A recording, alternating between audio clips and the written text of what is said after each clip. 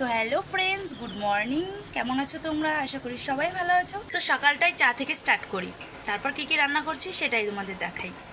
চলে এসেছি রান্নাঘরে, আর রান্নাঘরে এসে চা বসিয়ে দিয়েছি। 1 প্যাকেট দুধ নিয়েছি, আর জলটা তুলে এখন দুধটা গুলিয়ে তারপর চায়ের মধ্যে দেবো। আর ওদিকে আমার ছাত্রী বসে আছে, পড়তে চলে এসছে। তাকে এখন প্রাইভেট পড়িয়ে তারপরে ব্লগটা স্টার্ট করব। তো আমার ছেলেকে দেখো বন্দুক কিনে দিয়েছে ওর বাবার কাল রাত্রে, তো সেটা নিয়ে ও খেলায় ব্যস্ত আছে। তো এখন আমি চিনিটা দিয়ে দুধটা দিয়ে চাটা ভালো করে বানিয়ে, আর তোমরা আমার ব্লগে যারা যারা দেখেছো তোমরা সকলেই জানো যে আমি দুধ চা লাভার। আমার দুধ চা খুব ভালো লাগে খেতে।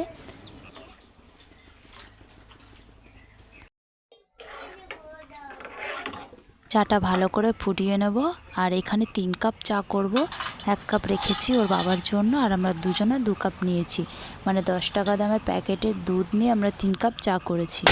তো আমার জল জল চা একদম ভালো লাগে না, আমার চা হবে একটু গাঢ়, মানে দুধ চা।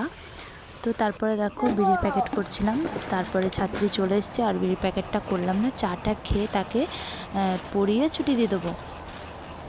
আর চায়ের সাথে আমার মুড়ি খুব ভালো লাগে, মুড়িটা থাকলে তাহলে একটু ভালো হয়। তো 1 প্যাকেট মানে ড্রামে মুড়ি ছিল না, শেষ হয়ে গেছিলো। তারপরে 1 প্যাকেট মুড়ি নিয়ে সেটাকে ঢাললাম, ঢেলে তারপরে এখন আমি অল্প মুড়ি নিয়ে খাওয়া স্টার্ট করব।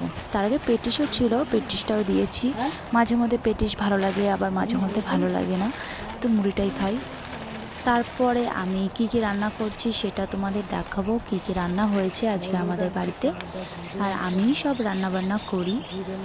আর পাশে যে বসে আছে ওটা হচ্ছে আমার মা। আমার মা সংসারের সমস্ত কাজগুলো করে, মানে আমিও করি, বেশিরভাগ ক্ষেত্রে আমার মাই করে, আর আমার ছেলেকে বেশি সামলায়। কিন্তু রান্নাবান্নার দিক থেকে আমার মা রান্না করতে ভালো লাগে না, তো রান্নাবান্নার দিক থেকে সমস্ত গোছ গাছ করে সব কিছু আমিই করি। রান্না করতে কার ভালো লাগে বলো তো? আমারও সেরকম ভালো লাগে না, তো একটু গুছিয়ে গুছিয়ে দিলে পরে তাও একটু ইচ্ছা করে।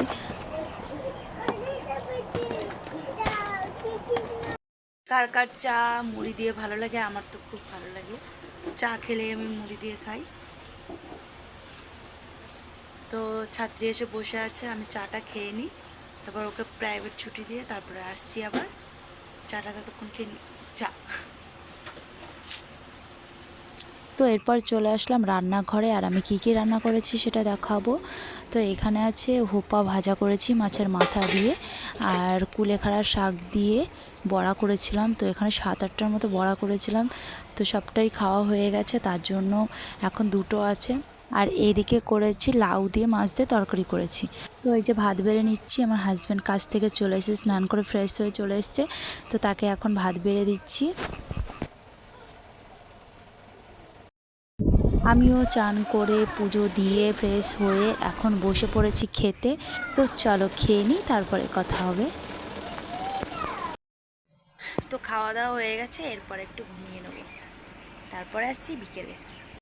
হাই, তো আমরা এখন ঘুমাবো।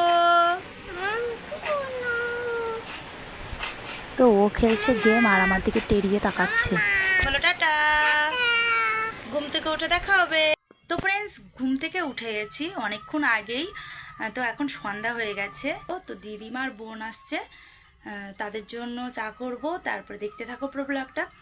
আর বোন মনে হচ্ছে আজকেই আসবে, তারপরে কিছুদিন পর পর আসবে, যেহেতু কালকে মামি চলে আসবে। মামির এতদিন তো শরীর খারাপ ছিল, তার জন্য বাপের বাড়ি ছিল।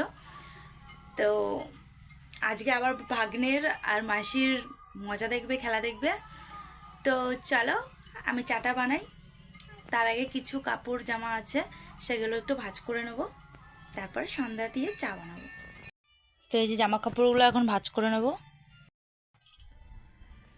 ছেলের প্যান্ট আমারও আছে, দুপুরের যেই সমস্ত ভিজে জামা কাপড়গুলো ছিল সেইগুলোই এখন ভাঁজ করব। মাদুর টাদুর পেতে দিই, এসে সব বসবে। তো মা ছেলে বাজারে গেছে, বলেছি চপ নালে সিঙ্গাড়া পেলে নিয়ে আসবে, আজকে মুড়ি মাখাবো, সবাই আসবে। ওই যে চা মুড়ি মাখানো হচ্ছে এখন, মানব মাসি দিদিমা মা সব মুড়ি চা নাস্তা হচ্ছে, তাই তো? ঠিক আছে। হয়েছে ভিডিও করা? আর কি বলবো? তুমি একটু টাটা বলো, হাই বলো। হাই। তো চলো খাই।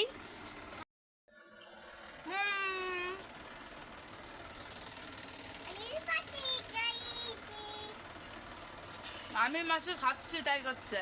তো ফ্রেন্ডস, আজকের ব্লগটা কেমন লাগলো তোমাদের কমেন্টে জানিও। আশা করি ভালো লেগেছে। তো এখনও যারা যারা আমার চ্যানেলটিকে সাবস্ক্রাইব করোনি তাড়াতাড়ি সাবস্ক্রাইব করে দাও। দেখা হবে নতুন কোনো ভিডিওর সাথে। তো নেক্সট ভিডিও দেখতে গেলে আমার চ্যানেলটিকে সাবস্ক্রাইব করে রাখতে হবে। আজকের মতো টাটা।